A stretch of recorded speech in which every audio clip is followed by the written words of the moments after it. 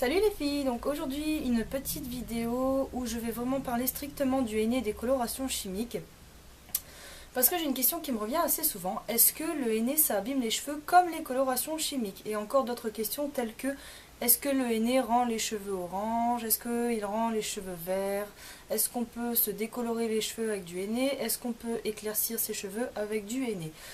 Donc j'ai décidé de faire un petit récapitulatif de tous des points positifs et des points négatifs des colorations chimiques et du henné pour en faire enfin un bilan.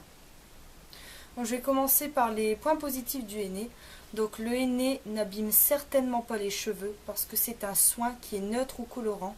Tout d'abord, le henné neutre donc ne colore pas, il ne donne pas de reflets, il donne juste les points positifs, les bénéfices du henné sans colorer. Donc le henné colorant, évidemment, il colore. Donc tous deux gainent les cheveux. Donc ils gagnent les cheveux, enrobent la fibre capillaire d'un film protecteur.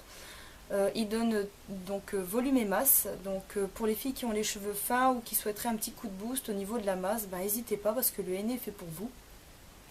Il peut entretenir, donc qu'il soit neutre ou coloré, il entretient la couleur naturelle ou la couleur de cheveux donc déjà colorée donc par le henné. Il donne donc diverses nuances de reflets, tels que des reflets blonds, des reflets cuivrés, des reflets roux, des reflets marron chocolatés, etc.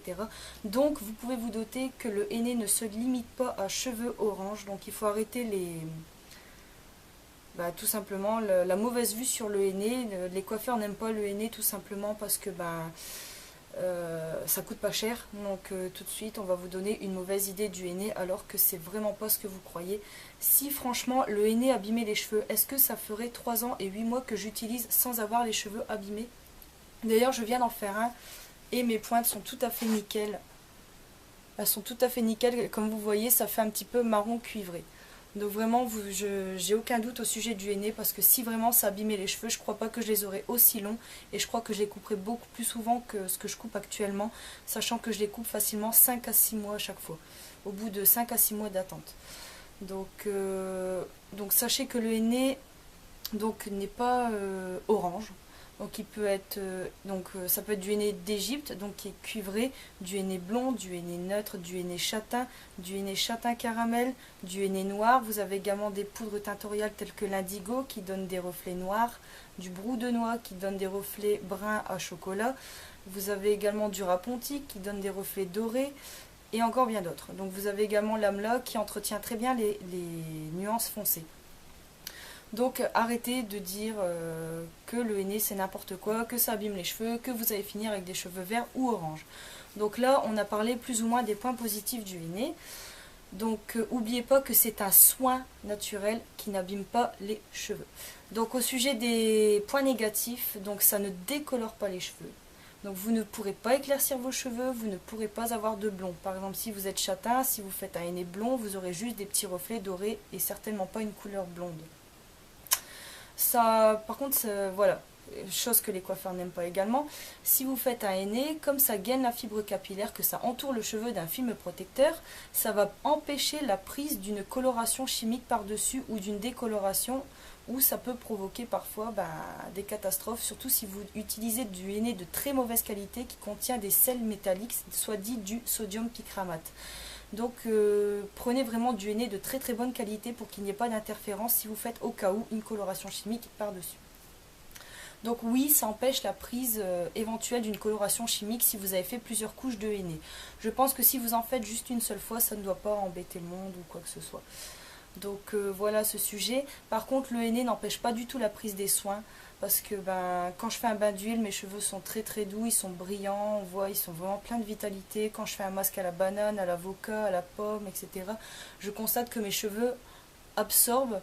Et pareil, de même quand je fais un bain d'huile, je constate qu'au bout d'un moment, mes pointes ne sont plus grasses, au contraire, elles ont tout absorbé.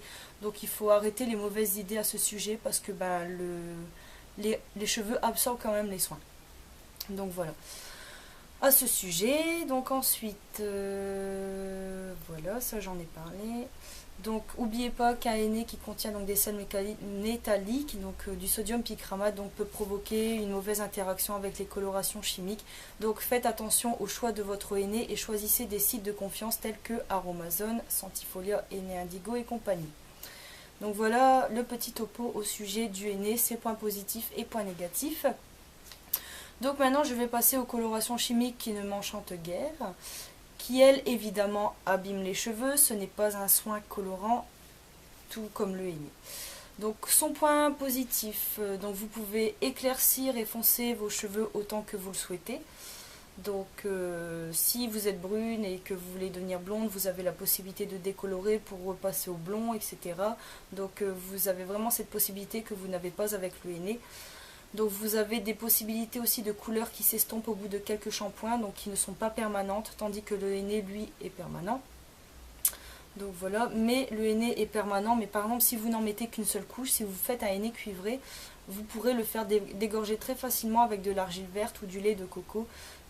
Évidemment si vous avez 15 couches de henné, bon là ça va être beaucoup plus difficile, mais pas impossible. Donc voilà ce sujet. La coloration chimique est également très facile à appliquer, étant donné qu'elle est liquide ou maintenant sous forme de mousse, vous allez avoir plus de facilité à la mettre, ou vous allez pouvoir utiliser un pinceau et faire réparer.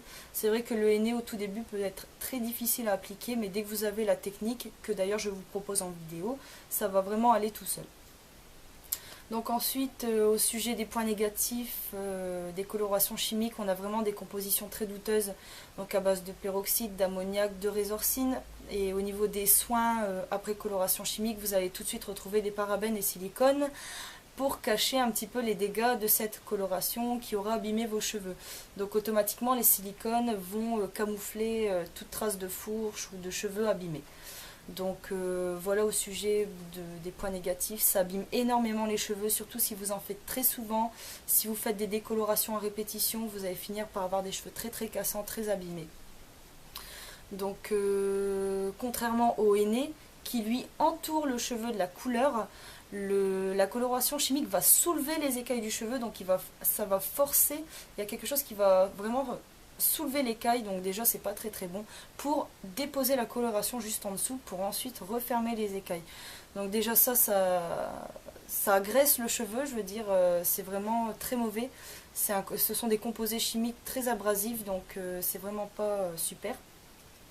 Et donc vous pouvez vous douter que comme on force les écailles du cheveu à se soulever, à se remettre, vous pouvez vous douter que ça abîme la fibre capillaire. Et sur le long terme, donc ça peut provoquer vraiment beaucoup de fourches et de casses, ce qui va faire que vous allez couper vos cheveux plus souvent si vous faites beaucoup de coloration ou de décoloration. Donc voilà, pour revenir sur ceci. Donc le henné, contrairement donc aux colorations chimiques, n'abîme pas du tout les cheveux. Donc c'est un soin colorant ou neutre capillaire qui donc va gainer vos cheveux, donner du volume, de la masse, de la brillance. Ça va également lisser vos cheveux si vous avez les cheveux qui font quelques vagues, ou ça va pouvoir redonner ressort à vos boucles si vous avez donc des cheveux ondulés ou bouclés. Donc vraiment, sachez faire la différence parce qu'il y a beaucoup de bêtises qui circulent sur le net et je pense qu'il est mieux que vous ayez un avis concret sur quelqu'un qui fait du henné depuis plus de 3 ans et 8 mois. Donc je pense quand même que je dis pas n'importe quoi et je constate quand même sur le long terme que mes cheveux sont très très beaux et très longs. Donc vraiment j'ai aucun souci de ce côté-là. J'ai plus besoin comme avant quand je faisais des colorations chimiques. Je vais couper mes cheveux tous les 2 à 3 mois. Maintenant je peux rester 6 mois sans problème avec nettement moins de fourches. Donc voilà, donc je me suis fait un henné, donc bon vous avez peut-être pas constaté de grandes différences, mais j'ai fait un henné châtain caramel avec du henné noir et mes cheveux sont vraiment très très doux, je les sens fortifiés, gainés, etc. Et le henné va également agir donc sur les UV extérieurs, donc par rapport au soleil, donc pour éviter d'assécher et d'abîmer les cheveux. Donc vraiment le henné est vraiment une merveille naturelle. Donc vraiment pour celles qui ne veulent pas éclaircir leurs cheveux, qui veulent entretenir leur couleur naturelle, qui veulent foncer un tout petit peu ou juste donner des reflets, franchement c'est vraiment fait pour vous. Sautez le pas, commencez avec un neutre donc qui ne colore pas et continuez avec du henné colorant si vous le souhaitez. Franchement je vous le conseille. Donc voilà, j'ai vraiment fait le topo général donc, de différence entre les deux avec leurs points positifs et négatifs. Donc j'espère que ça vous aura plu et j'espère ne pas avoir oublié quelques petites choses importantes. Dans tous les cas, si vous avez des questions, n'hésitez pas à me les poser juste en dessous de la vidéo, il n'y a pas de souci. Donc je serai là pour y répondre. Et vraiment, si vous êtes prête à faire du henné, franchement sautez le pas parce que franchement c'est génial. Bon bah voilà, je vous dis à très bientôt les filles et puis bah on verra pour la prochaine vidéo. Salut!